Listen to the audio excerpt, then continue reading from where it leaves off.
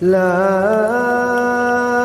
أقسم بيوم القيامة ولا أقسم بالنفس اللوامة أيحسب الإنسان أن لن نجمع عظامه بلى قادرين على أن نسوي بنانه.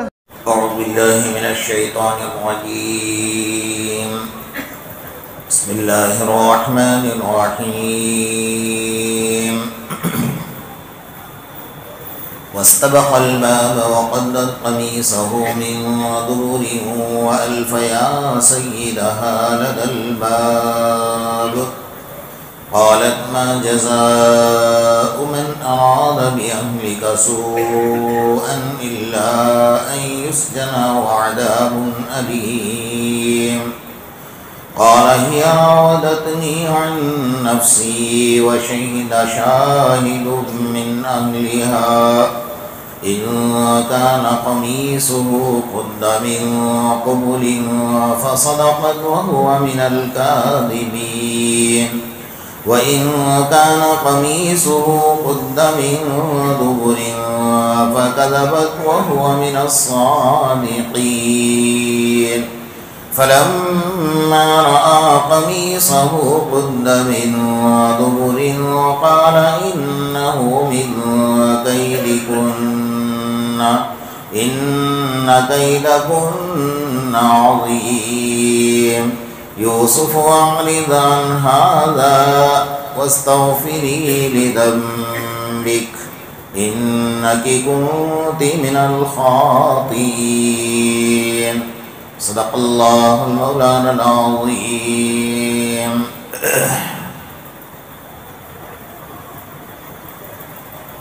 گزشتہ کل اور اس سے پہلے آپ حضرات کے سامنے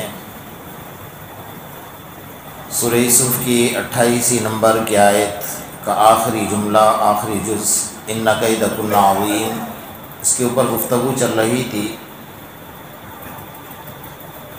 کہ عورت کے مکر اور فریب کو اللہ کے قرآن نے عظیم قرار دیا ہے،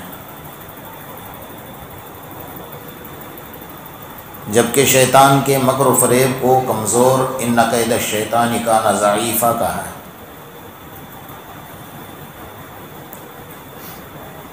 آج ہمارے معاشرے میں سب سے اہم ترین مسئلہ جو گھروں کے اندر کا ہے وہ یہ ہے،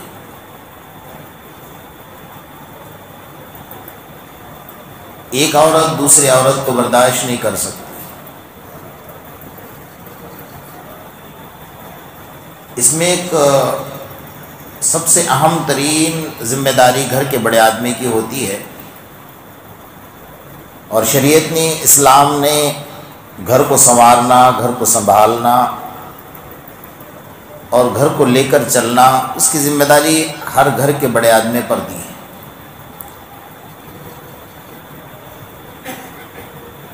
اللہ تعالیٰ کا یہ اصول ہے کہ ہر انسان کو دو کان دیے ہیں، اور دو کان اللہ تعالیٰ نے دو طرف رکھے ہیں، ایک طرف نہیں رکھے ہیں، اور دونوں کانوں کے بیچ میں دماغ رکھا ہوا ہے کہ کوئی اگر آپ کا ایک کان کسی کے خلاف بھر رہا ہے تو دوسرا کان دوسرے کے لیے خالی رکھا جائے، اس کی بات بھی سنی جائے۔ اگر بیوی اس کے ماں باپ کے خلاف کان بھر رہی ہے ساس سسرے کے متعلق تو اس کی بات بھی سنی جائے، اور دوسرا کان ماں باپ کے لیے خالی رکھا جائے۔ ماں باپ بیوی کے خلاف بھڑکا رہے ہیں تو ماں باپ کی بھی سنی جائے اور بیوی کی بھی سنی جائے، اور دماغ میں بات اتاری جائے کہ سچ کیا ہے اور غلط کیا ہے۔ اگر سمجھ میں آتا ہے تو ٹھیک ہے، اور اگر سمجھ میں نہیں آتا ہے تو پھر اپنے خیر خواہ ان یریدا اصلاحا یوفق اللہ بینہما، اللہ کا قرآن کہتا ہے کہ جو تمہارا ہمدرد ہے، جو تم سے محبت رکھتا ہے، تمہارے لیے اچھا گمان رکھتا ہے، ایسے لوگوں کو بیچ میں ڈالو۔ کیونکہ جو کان کچے ہوتے ہیں ان کے رشتے کمزور ہوتے ہیں، اور برسوں کے رشتے منٹوں میں ٹوٹ جاتے ہیں۔ اس لیے اسلام نے ایک طرف کی بات چاہے سچا کیوں نہ ہو لیکن سن کر فیصلہ کرنے کی اجازت ہرگز نہیں دی ہے۔ حضرت امام اعظم رحمۃ اللہ علیہ فرماتے ہیں کہ اگر کوئی اپنے وقت کا فقیہ ہے، محدث ہے، مفسر ہے، مفتی ہے، ایک طرف کی بات سن کر صحیح فیصلہ دے تب بھی وہ گناہوں کے دروازے میں سے ایک دروازے میں داخل ہو جاتا ہے۔ صحیح فیصلہ، کیونکہ ایک طرف کی بات سنی ہے نا، دوسری طرف کی بات نہیں سنی ہے۔ جب دوسری طرف کی بات سنے گا تو گناہ میں شامل نہیں ہوگا۔ ایک حاکم گزرا ہے، اس کا نام تھا طولون، طا واو لام واو نون۔ ایک دن راستے سے گزر رہا تھا تو اس نے راستے کے کنارے پر ایک نومولود بچے کو دیکھا۔ انہیں ایسا لگ رہا تھا کہ شاید کسی عورت نے اس بچے کو جنم دیا ہے اور مشکل سے 2 یا 3 دن کا بچہ ہوگا۔ اس کو دھیان سے سن لیجیے، آپ کی زندگی میں واقعی ہر جگہ کام آئے گا۔ تو اس نے اس بچے کو اٹھا لیا، کہا کوئی جانور حملہ کر دے گا یا کتا حملہ کر دے گا تو بچہ ضائع ہو جائے گا، کسی عورت نے جنم دے کر پھینک دیا ہے۔ اس بچے کو اٹھا کر اپنے گھر لے گیا اور اپنے اہلیہ کو کہا کہ اس بچے کو ہم رکھتے ہیں اور ہم سنبھالتے ہیں یتیم سمجھ کر۔ اس کا نام احمد رکھا اور دھیرے دھیرے آگے چل کر اس بچے کے نام کے ساتھ احمد یتیم جڑ گیا کہ یتیم بچہ ہے۔ بادشاہ نے اپنے بہت قریب رکھا انہیں۔ بادشاہ کا ایک لڑکا تھا، اس کا نام تھا ابو الجیش۔ تو بادشاہ کو جب یہ محسوس ہونے لگا کہ لوگ اس بچے سے بڑا حسد کر رہے ہیں، بڑا خوبصورت تھا بچہ اور اس کو سنبھالا تھا اچھے طریقے سے،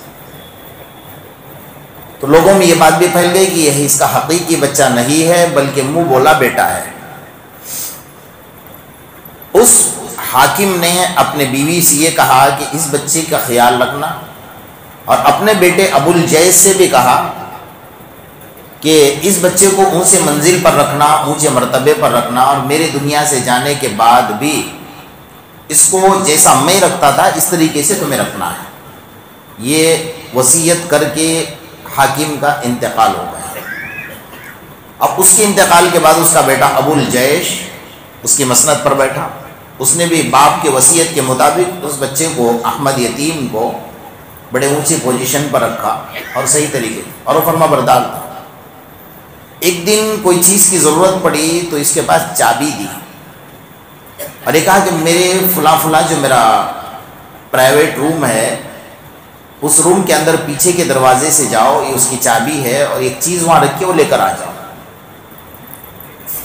جب یہ بچہ اس گھر میں داخل ہوا تو اس نے عجیب منظر گھر میں دیکھا کہ ابو الجیش کی جو باندی تھی بڑی خوبصورت تھی اور ابو الجیش اس سے بڑا پیار اور محبت کیا کرتا، تو وہ وہاں کے خادم کے ساتھ اندر زنا کر رہی تھی اس کمرے کے اندر۔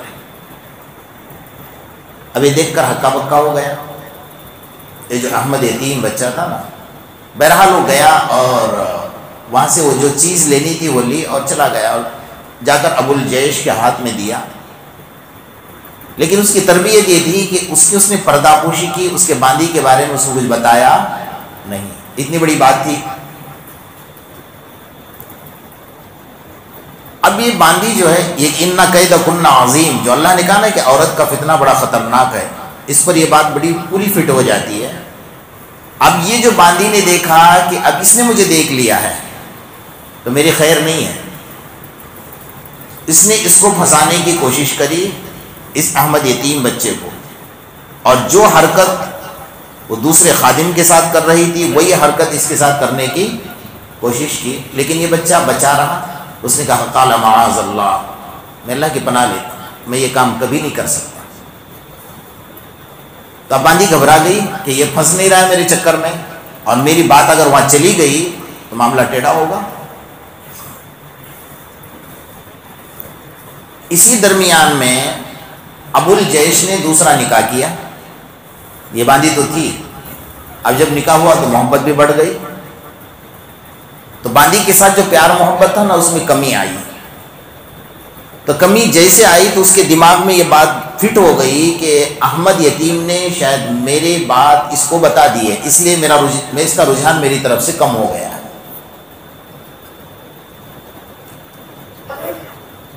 تو 2 سے 3 مرتبہ دیکھنے کے بعد ایک بار رونے لگ گئی، بیچاری کے سر پر نل تو ہوتا ہی ہے، خالی کھولنے کی ضرورت ہوتی ہے، عورتوں کی عادت ہوتی ہے نا، 1 منٹ کے اندر رونا شروع کر دیتی ہے، رونے لگ گئی۔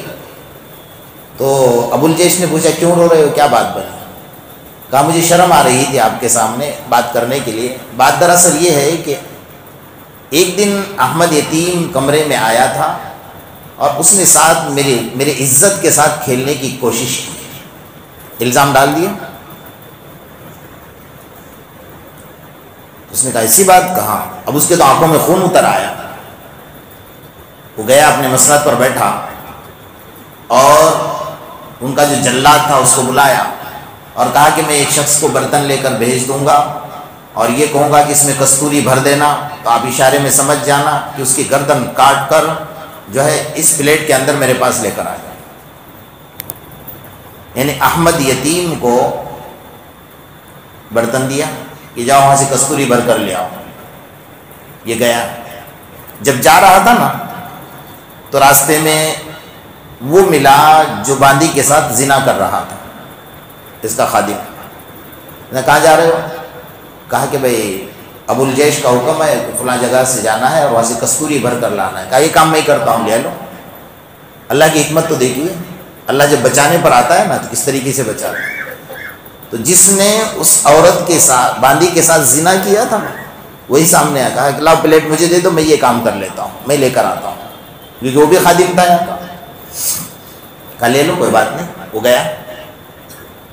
اب جلاد کو تو یہ نام تو بتایا نہیں تھا کہ فلاں آدمی آنے والا ہے، اس نے تو کہا تھا کہ پلیٹ دے کر بھیجوں گا اور اس کے اندر کستوری بھر کر اگر وہ کہہ دے تو اس کی گردن کاٹ کر حاضر کر دینا، کوئی بات نہیں۔ تو یہ پلیٹ لے کر گیا، اس کے ہاتھ میں سے لی اور لے کر گیا، وہ جلاد نے اس کی گردن کاٹی اور پلیٹ لا کر دی۔ تو ابو الجیش نے کہا کہ یہ کیا ہوا؟ احمد یتیم کے سر کے بجائے یہ تو میرے خادم کا سر آ گیا، تو بات کیا بنی؟ احمد یتیم سامنے آ گیا جو بچہ تھا، جو پاک دامن تھا۔ تو پھر ابو الجیش نے بٹھا کر پوچھا یہ ماجرا کیا ہے؟ میں نے تو آپ کے ہاتھ میں دیا تھا۔ تو اس نے کہا کہ میں تو جا رہا تھا، راستے میں یہ ملا، اس نے کہا کہ یہ کام میں ہی کرتا ہوں، تو میں نے اس کو دے دیا۔ ابو الجیش نے کہا کہ معاملہ کیا ہے؟ تو اس نے سب پوری بات اب بتا دی۔ احمد یتیم نے اس کو ابھی تک نہیں بتائی تھی، اس کی پردہ پوشی کی تھی۔ تو کہا کہ میرے باندی کے ساتھ تم نے غلط ارادہ کیا تھا۔ اس نے کہا کہ معاذ اللہ، بات دراصل یہ تھی کہ ایک دن آپ نے مجھے کمرے میں اپنا سامان لینے بھیجا تھا، تو میں نے جب کمرہ کھولا تو آپ کی باندی اس کے ساتھ زنا کر رہی تھی، لیکن میں نے پردہ پوشی کی کیونکہ وہ آپ کی باندی تھی، میں بول نہیں سکا۔ آج میں بول رہا ہوں جب اتنی بڑی بات بن گئی اور اللہ نے اسی کی گردن کٹوائی جس نے اس کے ساتھ حرکت کی تھی، یہ تو بچ گیا تو اللہ نے اس کو یوں بھی بچا لیا۔ تو اس کی قدر و منزلت اور اس کے دماغ میں کیا ہو گئی؟ بڑھ گئی۔ اب باندی کو بلایا اور کہا سچ بتا کیا ہے۔ اب اس کو پتہ چل گیا کہ حقیقت تو یہ ہے، تو باندی نے قبول کر لیا کہ ہاں اس نے میرے ساتھ زنا کیا تھا اور اس نے اپنے آنکھوں سے دیکھا تھا اور میں نے پھر اس کو گناہ کی دعوت دی تھی، لیکن یہ بچ گیا، اس نے گناہ میرے ساتھ نہیں کیا۔ تو ابو الجیش نے پھر اس کی بھی گردن کٹوا دی، اس کی باندی کی۔ اس واقعے سے بات سمجھ میں آ گئی کہ سچائی کا ساتھ اللہ پاک ہر روز دیتا ہے۔ اور دوسری بات کہ ایک طرف کی بات سن کر فیصلہ کرنا کتنا سنگین جرم ہے۔ عبد الملک ابن مروان کا نام شاید آپ نے سنا ہوگا کہ وہ اپنے وقت کا بڑا وزیر گزرا ہے، اس کی بیوی بھی شہزادی تھی، ملکہ تھی اور بادشاہ کی بیٹی تھی۔ ایک دن بازار میں گیا تو بچے بیچے جا رہے تھے، جو اس کو غلام بیچے جاتے تھے، تو ایک خوبصورت سا بچہ تھا لیکن بہت کم قیمت میں بیچا جا رہا ہے۔ تو اس نے پوچھا کہ بھائی اتنا خوبصورت بچہ اور اتنے کم قیمت میں کیوں؟ تو کہا اس کے اندر ایک عیب ہے۔ تو کیا عیب ہے؟ کہا ادھر کی بات ادھر، ادھر کی بات ادھر کرنے کی عادت بہت بری ہے۔ تو کہا کوئی بڑی بات نہیں، ہم اس کو درست کر لیں گے، خرید لیا اور گھر لے کر آیا. اولاد نہیں تھی, اپنے بیوی کو کہا اس کو ہم بچے کی طرح رکھتے ہیں, اس کو سنبھال لو. بہرحال انہوں نے بہت اچھی طریقے سے اس کو رکھا. تو کئی وقت گزرنے کے بعد ایک دن بیچارہ چپ چاپ ہاتھ باندھ کر جا کر کھڑا ہوا عبد الملک ابن مروان کے محل میں, جہاں اس کی مسند تھی, جہاں اس کی سلطنت کی مسند پر بیٹھتا تھا اور فیصلے کرتا تھا. کونے میں جا کر چپ چاپ ہاتھ باندھ کر کھڑا ہوا. کہا بیٹا کیا ہوا, آج وہ یہاں آئے گئے ہو اچانک, اور آپ کے چہرے سے ایسا لگ رہا ہے کہ کوئی بہت بڑا مسئلہ کھڑا ہے. کہا ہاں, لیکن کہا میں تو آپ کا خادم ہوں اور آپ میرے سیٹ ہو, میں کیسے آپ کے سامنے بات کر سکتا ہوں. لیکن بات دراصل یہ کہ پانی سر کے اوپر آ گیا. تو بتا دو سچ کیا ہوا. کہا نہیں بتا سکتا. کہا نہیں بتانا پڑے گا. تو بات دراصل یہ ہے کہ آپ کی جو بیوی ہے نا, اب یہ بات دھیان سے سن لیجیے, ہمارے گھروں کے فتنے سارے بند ہو جائیں گے اگر ہم یہ بات پر آ جائیں. آپ کی جو بیوی ہے اس کا کسی ناجائز مرد کے ساتھ تعلق ہو چکا ہے, کسی مرد کے ساتھ ناجائز تعلق ہو گیا. ایسا ہے. اور کہا کہ آگے کی بات بھی سنیے. کہا کیا کہ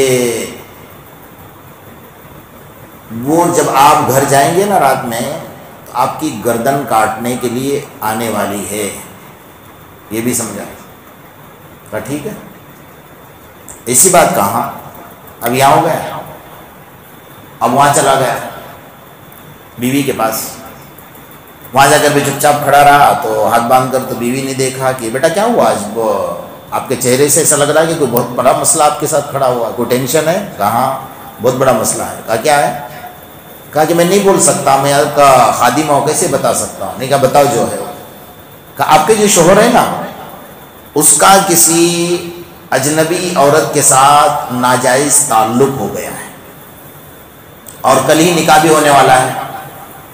اب عورت کی فطرت ایسی ہے نا کہ اس کے سامنے ایک مٹی کا پتلا بناؤ اور رکھ دو اور یہ کہہ دو کہ تیری سوگن ہے, تو بات جانتی ہے کہ مٹی کا پتلا ہے, اس کو توڑ ڈالے گی, وہ برداشت نہیں کرے گی یہ چیز کو. خاص طور پر ہمارے ملک کی عورتیں جو ہیں اس کے اندر یہ چیز ہے ہی نہیں, برداشت کرنے کا مادہ ہی نہیں. تو اتنی بڑی بات کہا. لیکن اب ادھر کیا سمجھا رہا ہے, دھیان سے سن لیجیے. ادھر یہ سمجھاتا ہے کہ جب آپ کے شوہر, میں یہ مسئلہ حل کر دوں گا. کہا کیسے. کہا جب آپ کے شوہر رات میں گھر پر آ جائے اور سو جائے تو آپ ایک چھری لے لینا اور چھری لے کر یہ داڑھی کے پاس کے ہے نا 3 بال مجھے کاٹ کر دینا. میں ان بالوں پر ایسا کام کر دوں گا کہ آپ کے شوہر کا ناجائز تعلق بھی ختم ہو جائے گا اور اس کا نکاح بھی کینسل ہو جائے گا اور آپ کا غلام بن کر رہے گا. اور وہاں کیا بتایا تھا, یہ گردن کاٹنے آنے والی, اور یہاں کیا بتایا, بال کاٹ لینا. شیطان جب کسی کے دماغ پر سوار ہوتا ہے نا پھر اس کو ایسے مشورے دیتا ہے, اس کے مشورے پہ ہو گئی دونوں طرف, ادھر فتنہ ادھر فتنہ. اب جب عبد الملک بن مروان رات میں گھر پر آیا تو دیکھا بیوی کے چہرے پر نظر ڈالی تو کہا چہرے سے لگتا تو ہے کہ کوئی ٹینشن ہے. بیوی نے اپنے شوہر کے چہرے پر نظر ڈالی تو کہا اس کے چہرہ دیکھ کر بھی لگتا ہے کہ کچھ نہ کچھ مسئلہ ضرور ہے. لیکن نہ بیوی نے خلاصہ کیا نہ شوہر نے خلاصہ کیا. اس کی بات مان گئے. تو کھانا پکا ہے گھر میں, نہ کچھ بنا, کچھ نہیں, بس ایک سناٹا چھایا ہوا.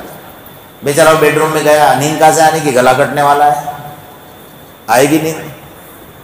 تو ادھر سے ادھر ادھر سے ادھر پلٹ رہا تھا. پھر دیکھا کہ چلو نقلی نیند سو جاتے ہیں, تو تھوڑی دیر کے لیے آنکھ بند کر لی اور خراٹے لینا شروع کر دیے. تو بیوی دھیرے سے اٹھی اور کچن میں جا کر چھری لائی اور داڑھی کے بالوں کو پکڑا ہی تھا کہ فوراً اٹھا اور اس کے ہاتھ میں سے چھری چھین لی اور اس کو زمین پر سلا کر سیدھا اس کی گردن پر چھری چلا دی. جان گئی.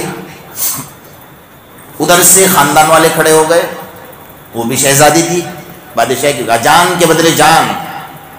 علماء نے لکھا ہے کہ اس واقعے میں 7 لوگوں کی جان گئی. جب تحقیقات کی نا تو نہ ادھر بیوی کا کچھ ایسا مسئلہ تھا نہ شوہر کا کوئی ایسا مسئلہ تھا, لیکن بیچ میں جو کان بھرنے والے ہوتے ہیں نا یہ بڑے خطرناک فتنے ہوتے ہیں. یہ منافق ہوتے ہیں جو آپ کے آستین کے سانپ بن کر گھومتے ہیں. آج کل تو ماحول اتنا برا بن گیا ہے, اس لیے علماء نے لکھا ہے کہ ایک طرف کی بات سن کر کبھی بھی فیصلہ مت کرو, چاہے کتنا بھی قریبی ہو تمہارے کان بھرنے والا, کتنا بھی قریبی ہو. جب تک سامنے والا اگر آپ کا دشمن بھی ہے نا تب بھی اس کی بات سنو، باتوں میں فرق آئے گا اور آئے گا۔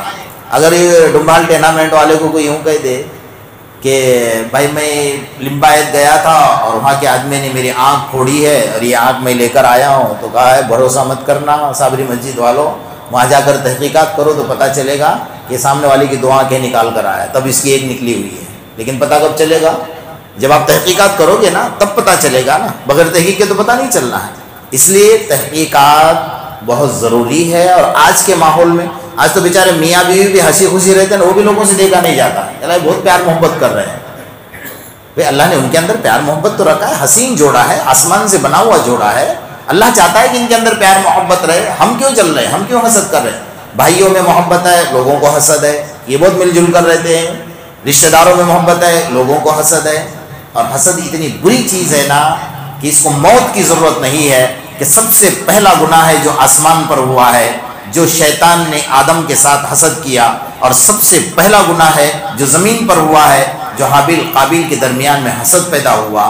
تو آقا انعامدار محمد الرسول اللہ صلی اللہ علیہ وسلم نے فرمایا حسد بدترین عمل ہے، اور حسد کرنے والے کے اعمال، چاہے وہ روزانہ ایک عمرہ کر رہا ہے، روزانہ ایک قرآن پڑھ رہا ہے، پورا دن روزہ رکھتا ہے، پوری رات نوافل پڑھتا ہے، پھر بھی اس کا ایک عمل بھی اللہ کے پاس قبول نہیں ہوتا۔ اور جو اعمال اس کے مقبول ہے نا، تو جس کے ساتھ حسد کر رہا ہے اس کے اعمال سیدھا اس کے نامہ اعمال میں ٹرانسفر ہو جاتے ہیں۔ تو جس کے ساتھ حضرت حسن بصری رحمۃ اللہ علیہ فرمایا کرتے تھے، اگر مجھے پتہ چلے کہ میرے ساتھ کوئی حسد کر رہا ہے تو میں روزانہ مٹھائی کی ٹوکری اور ہدیہ دے کر آؤں گا، کیونکہ میرے اوپر اتنا بڑا احسان کر رہا ہے نا کہ اس کے جو اعمال اللہ کے پاس مقبول ہیں وہ اعمال مجھے دے رہا ہے۔ اس سے بڑی نعمت کیا ہو سکتی ہے؟ ہمارا تو دونوں طرف سے نقصان ہے نا۔ اس لیے دل میں اگر حسد کینہ بغض نہیں رکھنا ہے، اللہ سے سچی توبہ کر لو کہ اللہ میرے دل کو پاک اور صاف بنا دے، میرے دل کو پاک اور صاف بنا دے۔ ایک آخری بات عرض کروں، آقا انعامدار محمد الرسول اللہ صلی اللہ تعالیٰ علیہ وسلم کے ساتھ صحابہ کرام بیٹھے تھے۔ اللہ کے رسول نے اچانک فرمایا بھائی کسی کو جنتی شخص کو دیکھنا ہے؟ کہاں؟ تو صحابہ تو اور خوشی لگا، کوئی جبرائیل آ رہے ہیں آسمان سے، فرشتہ آ رہا ہے۔ کہا رکو تھوڑا، ابھی تمہارے سامنے سے ایک جنتی شخص جانے والا ہے، جس کو جنتی آدمی کو دنیا میں دیکھنا ہو اس کو دیکھ لو۔ ایک صحابی کا گزر ہوا تو ان کی چپل ٹوٹی تھی، ایک ہاتھ میں چپل ٹوٹی ہوئی پکڑی تھی اور ایک چپل پہن کر چل رہے تھے۔ کہا جس کو دیکھنا ہو جنتی کو، اس کو دیکھ لو، یہ جنتی ہے۔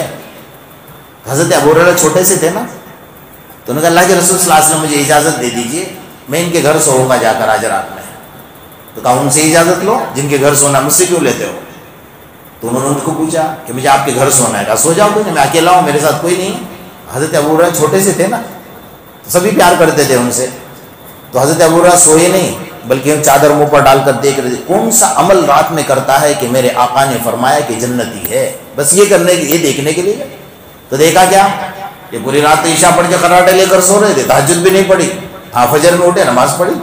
تو کہا کہ ہو سکتا ہے بیچارہ تھکا ہوگا، آج آنکھ لگ گئی ہوگی تو تہجد میں نہیں اٹھا ہوگا۔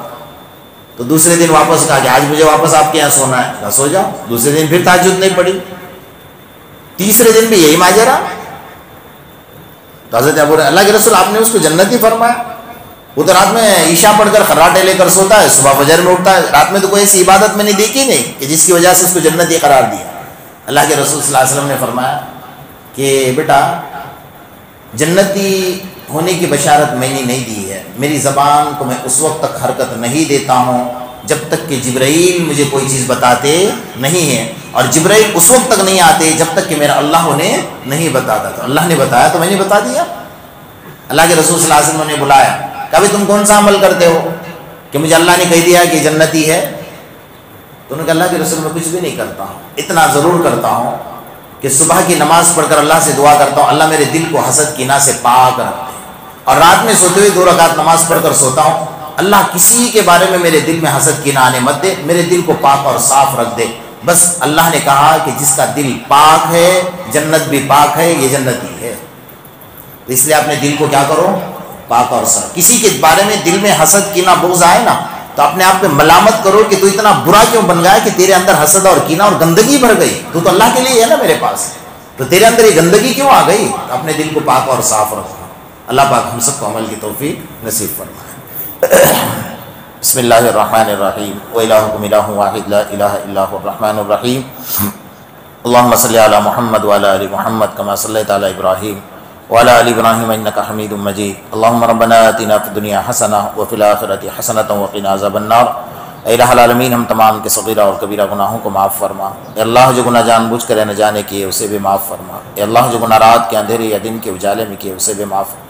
اللہ ہم بڑے گناہ گار، بڑے سیاہ کار، بڑے خطا کار، بڑے قصوروار، اللہ تیرے دربار کے اقراری مجرم ہیں۔ اللہ ہمارے جرم عظیم کو معاف فرما، ہر آنے والی مصیبتوں سے ہماری حفاظت فرما، ہر آنے والے شر فتنے اور حاسدین کے حسد سے ہماری حفاظت فرما۔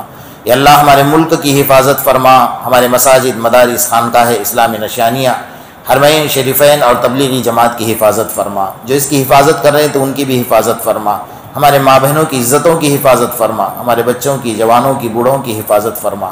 جو مسلمان جیل کے کوٹریوں میں باعزت ان کے رہائی کے اسباب پیدا فرما۔ یا اللہ اس رمضان مبارک کی برکات سے مالا مال فرما۔ یا اللہ اس رمضان مبارک کو ہم سب کے نجات کا ذریعہ بنا، شب قدر کی دولت سے مالا مال فرما۔ یا اللہ جتنے ایام بچیں اس کے ایک ایک لمحے کی قدردانی کی توفیق عطا فرما، سب کے کاروبار میں برکتیں عطا فرما، رزق حلال نصیب فرما، حرام روزی سے ہماری اور امت کی مکمل حفاظت فرما۔ ہم سب کی دعاؤں کو محض اپنے فضل و کرم اور آقا انعامدار محمد الرسول اللہ صلی اللہ علیہ وسلم کے صدقے طفیل میں قبول فرما۔ یا رب صلی وسلم دائما ابدا علی حبیبک خیر الخلق کلہم۔ ربنا تقبل منا انک انت السمیع العلیم وتب علینا یا مولانا انک انت التواب الرحیم۔ سبحان ربک رب العزۃ عما یصفون، سلام علی المرسلین والحمد للہ۔